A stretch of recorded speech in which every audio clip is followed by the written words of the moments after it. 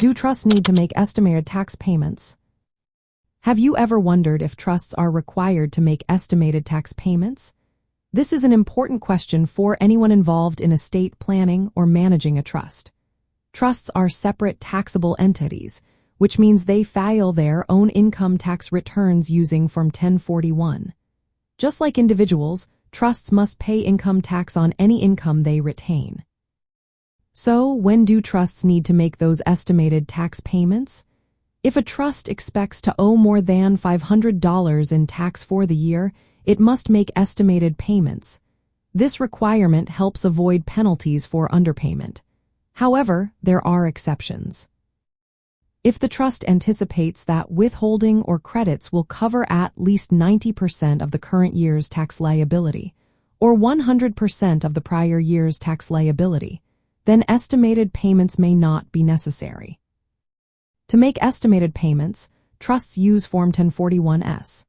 This form helps calculate the estimated taxes owed. Payments are typically made in for equal installments due on April 15th, June 15th, September 15th, and January 15th of the following year. If the trust files its tax return and pays the full balance due by January 31st of the following year, it can skip the January 15th estimated payment. It is essential for trustees to be aware of these tax obligations. Proper tax planning is vital when funding trusts or managing trust income. If a trust is newly funded or has fluctuating income, it is wise to periodically review expected tax liability. This review helps determine if estimated payments are required. Failure to make these payments or underpaying can lead to penalties and interest. Therefore, understanding the tax reporting requirements for trusts is crucial for effective trust administration.